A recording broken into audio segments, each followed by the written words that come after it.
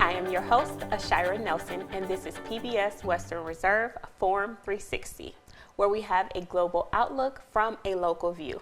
Today, I'm interviewing Mickey Smith to discuss the topics that affect all of us, the impact of social media on our mental health. Social media connects us, entertain us, and even inform us, but it also comes with challenges. From cyberbullying and social media comparison to screen addiction and anxiety, social media can deeply influence our emotional well-being. But how can we find balance? How do we protect our mental health while still engaging in a digital world? Mickey Smith will help us unpack these questions, providing expert insight into the effects of social media on users of all age, and offer strategies for creating a healthier online habits. Stay tuned as we dive into an important conversation. Hello. Hi. Thanks for being here with me today. Thanks for having me. I'm happy that we finally got to connect. I cannot wait to hear about all the amazing things that you're doing. And just dive into this important conversation, because I have a love for social media, but I also get exhausted by social media, to be honest. But I know it's important. It's a part of my brand, so I just need to find a good balance. Yes. Okay. Yes. So tell us a little bit about yourself and your background. Well, my name is Miss Mickey Smith, and I am an educator. I have a nonprofit called T-Boy, Taking Back Our Youth, where I deal with reentry, recidivism with youth and older adults. I've been doing that for 20 years. Wow. I have my own consulting company called MLSJ Consulting, LLC, and that's where I work with my peers. I do a lot of community activism. Okay. I'm in the community. I'm doing a lot of things. I'm a case manager right now, so I go into the schools. Very and I work with my kids. Very, very nice. Okay, so did you go to university? How did you get into this industry, this field? Well, I got my master's at University of Phoenix in Beechwood when it Very was nice. here. Okay. And I also got my bachelor's in management. Okay. So I actually retired from insurance company. I did 22 years as a business systems analyst, and computers don't talk back. I'm a talker. I love people. And so I decided that, I want to go out there and I want to work with my people. I want to love them the way I was loved coming up. Very nice, very nice. So how has social media changed the way we interact and communicate? We no longer have interpersonal relationships. We've lost our way. We don't reach out to each other and just say, if we do, it's a quick text, what you doing? How are you, right? Even text messaging is so interpersonal. You know how to yell through text now. You know how to do the exclamation marks, right? So, sometimes you would say, don't give me that attitude through a text message. It's like, how is a text message showing attitude? So social media is the same way. It's status, what's on your mind. Every day, right? We have people telling you exactly what's on their mind, what they're doing minute by minute, verbatim, when they last ate, what they ate, how they ate it, right?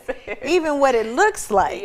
So it has just altered from us just going outside, playing kick the can, right? Follow the leader. It just we've lost our way in interpersonal relationships. Very true, very true. What are some of the biggest mental health challenges associated with social media users? Well, I say some of the challenges is not understanding that I can put a screen behind me and I can create this life that is so fictitious. It's not real.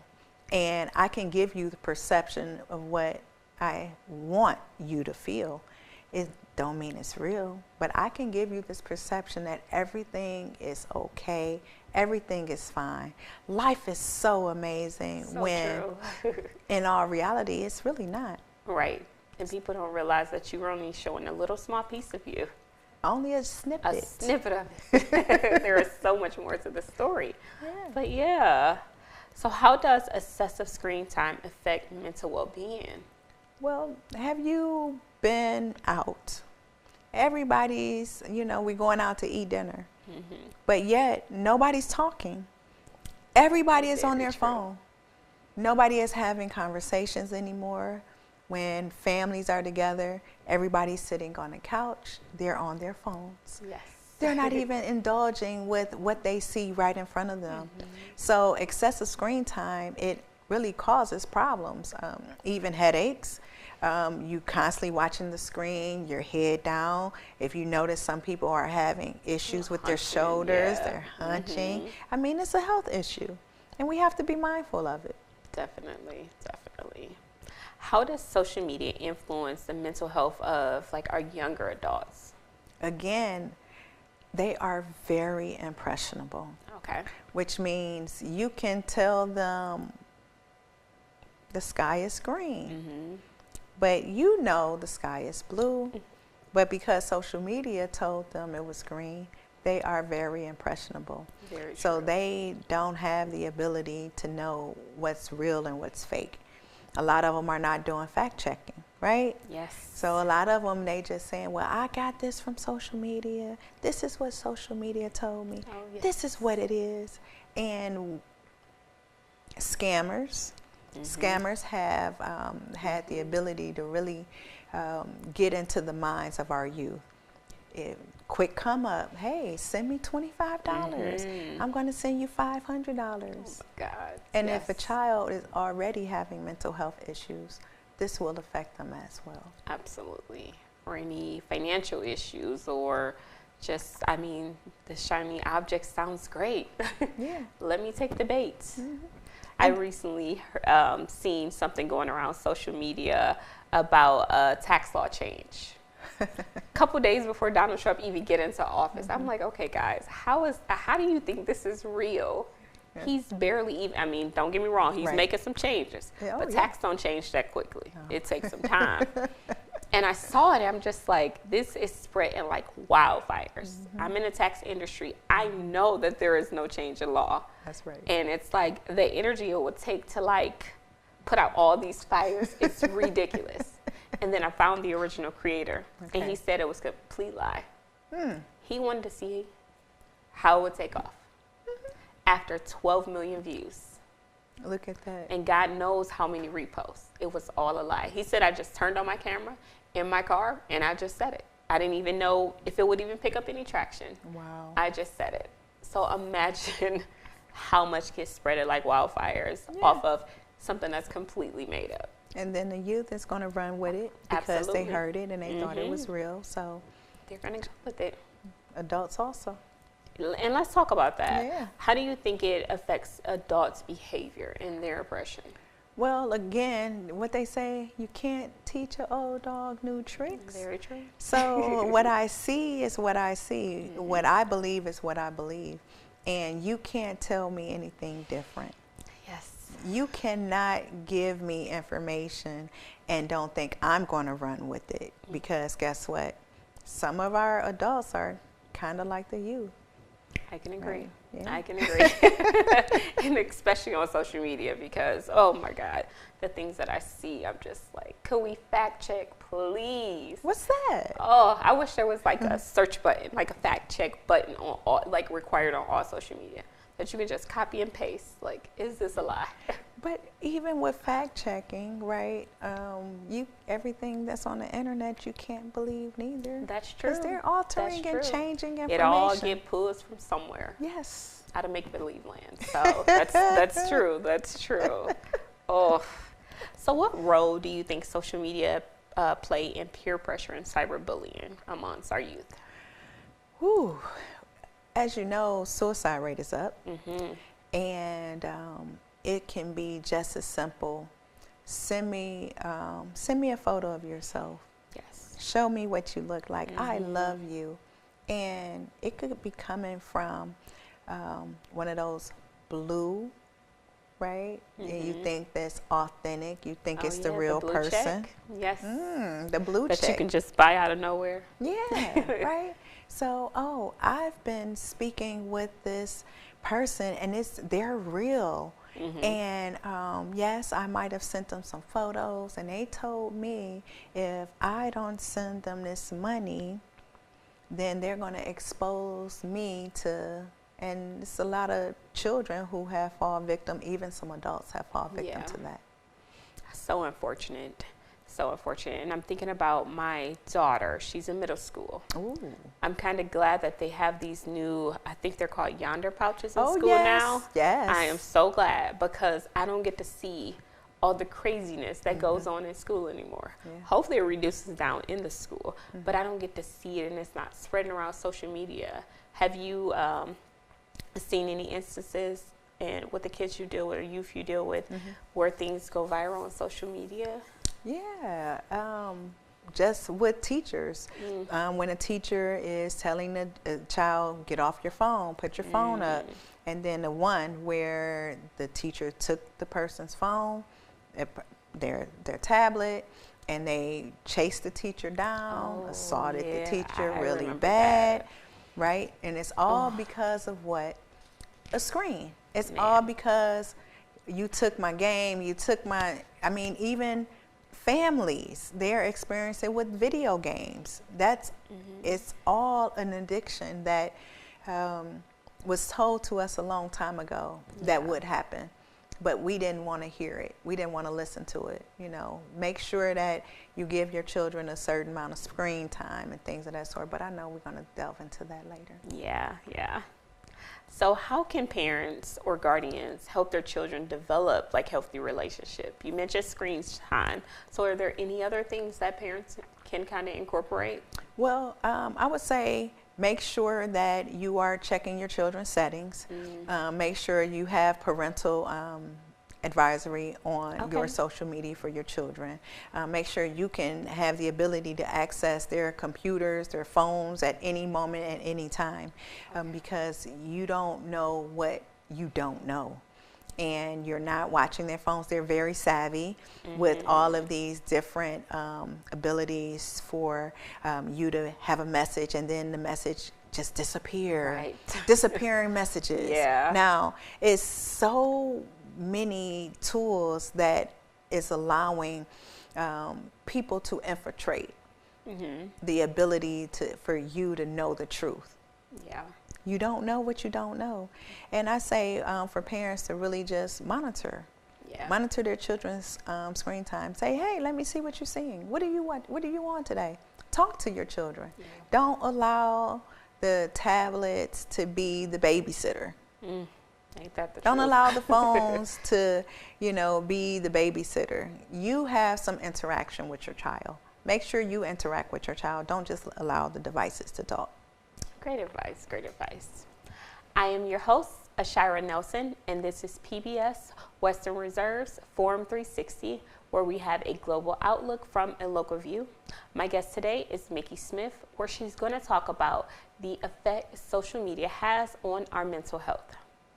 So just jumping back in, what would you say would be an appropriate balance of screen time?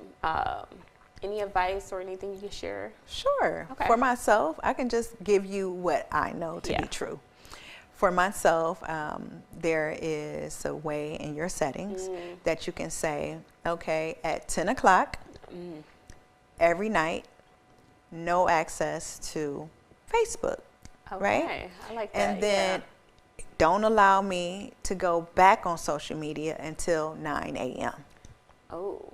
So like that. even if you go into the app, it says you got 10 hours and 22 seconds, right? So every time you even attempt to go in there, it won't allow you to go in there. And then do the same thing, put the same settings, if whatever social media you're on. I'm on Facebook and Instagram, but I do Facebook more. So even on Instagram, I only give myself 30 minutes on Instagram a day. A day. Ooh. Right? I only give myself an hour on Facebook a day.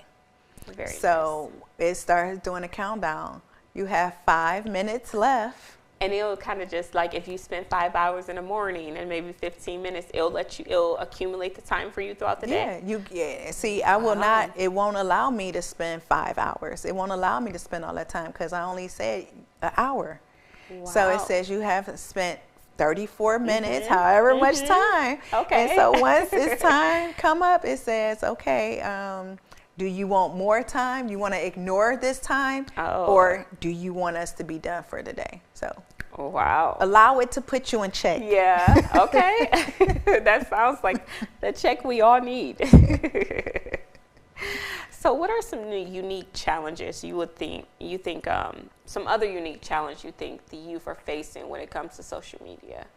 Well, again, I'm just going to reiterate that they don't know what they don't know.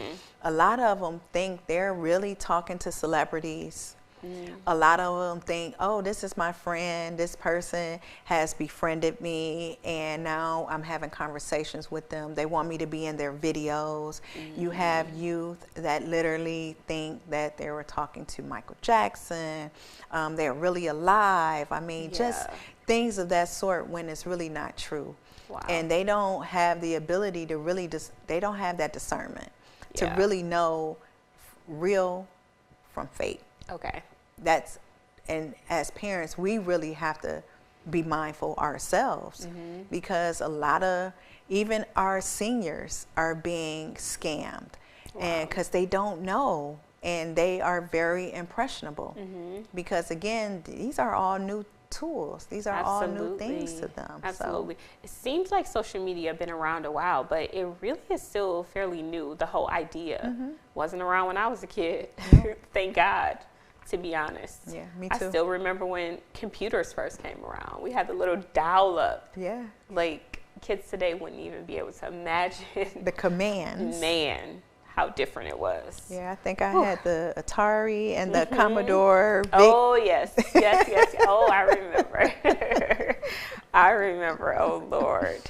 So what are some of the signs of a social media, like what are the signs of social media addiction? Well, for one, your phone or a device is always in your hand. They're tuned out.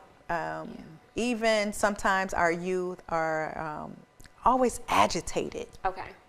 Like even with this new game, kids are so agitated because people are talking to them and they're bullying them. So a lot of the addictions come from just constantly on your device. Yeah. It's an agitation. You're talking to them and they don't hear nothing you're saying, and they right next to you, and they're just so involved and so just into that device. That's an addiction. If you at the table and you're on your phone, but yet the family is there and you're just on your phone, wherever you go, you're walking across the street, but you on your phone. You in the car, you're on your phone. You are addicted. Okay. And do you see the same type of habits and behaviors in adults? Absolutely. Okay. Look and see, just do a poll, right? Just monitor the behavior of some of your peers that's on social media. You start seeing them every 5 minutes is something new. Hey, this is what I got on. This is what I'm doing today. See me, see me. Everybody want to be seen. Sometimes things are not to be seen, you know. We forget that when social media wasn't around, we were outside. Meet me outside before the lights come on, right? Let's go here. Meet me at the park. Meet me. Nobody is doing anything. There's really no meetups. And when it's meetups, guess what? It's on social media, right? We just met. We just had lunch. Look at us. Look at the group, right? Very true. Very true. The humanity is gone. Yeah. Yeah, my 3-year-old would die for a meet me outside, like with her friends. Like she would love that. She went outside last night, like just with the dog. I'm like, man, if she could just go back a couple years to experience that, like playground, like playing outside with friends. It just doesn't happen anymore. We got to be the authors of that. We bring it back, right? Yeah. I got to get off this main street that I live on. So I can say, go ahead, go outside and make some friends. Yeah. So let's see. Can social media be used as a tool to uplift and empower? Absolutely. Okay. Just as it's used as a negative device or a negative connotation to a lot of things, we can positively place positive messages out there. Okay. Right? We can give the information that we want people to know. Yes. Hey, did you know that love is free? Right? Hey, I love you for free. Just give the positive messages, right? It's catchy. And it's infectious. It is. That's very true. I love those accounts that do that motivate and empower.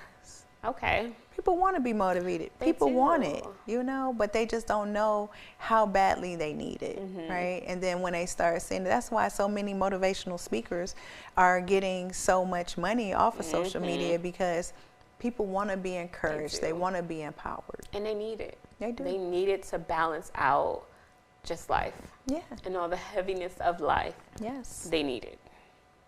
So how do you think social media influence, just like, I would say, adults with just their everyday life, just trying to get out of depression or battling depression? How do you think social media plays on that part? Social media, again, like we just said, you can use it twofold, right? Depending on your algorithm. Yeah. What are you looking at every day? Yes. Right? Yeah. So if you're constantly watching motivational speakers, guess what's going to come up in your algorithm? Good if point. you're constantly watching negativity and fights, guess what's going to come up in your algorithm? Change your algorithm, change your perception. Whatever you want to see is what you're going to see more often. And how can they do that? How can they change that algorithm? How can they change their stories or what's being fed to them? For one, it's what you search. Okay. Right? So if you think about what you're searching the most, for myself, I'm a coach and I coach basketball, right? I've coached basketball for 20 years. Wow. And what I'm always looking at is different plays, because I have grandsons, right? I have 8 grandsons. And a lot of them, they play basketball, they play football. So I'm always sending my son different plays that he can show them. So guess what comes up now? Nothing but different techniques on basketball. Okay. So watch what you're searching. Even your thoughts, believe it or not, your thoughts are become reality. So watch what you're thinking, watch what you're putting out there, and it's all what you're searching. You can change your algorithm by your search. Good point. It's so crazy that it could be 2 people growing up in the same house can have completely different social media feeds. Yeah. They can be having a conversation. Those conversations are being integrated into social media, but still have 2 completely different feeds. Yeah. Sometimes for me, I don't even want to pick up like my husband or my daughter's like social media, because it's just so different. Yeah. My husband is like music and like what he's interested in. And then my daughter's is like TikTok dances and dogs and like, I don't know, hair tutorials. It's just so different. Yes. But it does, it seeps into what you're thinking about, what you're talking about, even off that device. Absolutely. It's even capturing that, which is just crazy. What you're searching on Google. Oh my God, that Guess happens what? to me. And then guess what happens? Now those ads are integrated in your social media. Absolutely. I was on the computer looking up a swim school for one of my daughters. On the computer doing this. I get on my phone, another swim school is advertising to me. I'm like, this is absolutely crazy. Yeah. Craziness. But hey, what can we do? As soon as I had recently got accepted to CASE for Masters in Social Work. Congratulations. Thank you. And now all the Masters in Social Work programs are, guess what? In my feeds. It's just so crazy and how powerful it can be. And now it's just showing it like we didn't ask for it, or like we went to that page, and it's just completely crazy. I didn't ask for this. Oh my God. So how can individuals set healthy boundaries with social media to protect their well-being? For one, know yourself, right? Sometimes we are looking for the answers in others. We are looking for answers outside of ourselves. The answer is inside. It lives within us. So sometimes, journal, write. Right? Okay. Instead of always telling social media how you're feeling, it wants to know what's on your mind. Does. It's asking me, what are you doing today? What's on your mind? Maybe journal. Okay. Put a 15-minute timer on and just journal for 15 minutes. Instead of telling the world how you're feeling, tell yourself. Okay. Go back, document how you're feeling that day. Everything don't have to be placed on social media. Okay. Look and see if there's some things that's going on that you would like to attend. Try not posting it. Okay. Try not providing details to every accountability of everything that you're doing. Don't do it. Just allow yourself to be free. And when you talk about healthy boundaries, sometimes detox. Get off of it. Right? Okay. Give yourself, say, maybe I'll go on social media Monday, Wednesday, and Friday. Oh, I like that. Right? Okay. Well, our guest today was Mickey Smith, bringing her expertise, knowledge, and experience to help us better understand healthy boundaries with social media. And this is Forum 360, where we have a global outlook from a local view. Forum 360 is brought to you by John S. and James L. Knight Foundation, the Akron Community Foundation, Hudson Community Television, the Rubber City Radio Group, Shaw Jewish Community Center of Akron, Blue Green, Electric Impulse Communications, and Forum 360 supporters.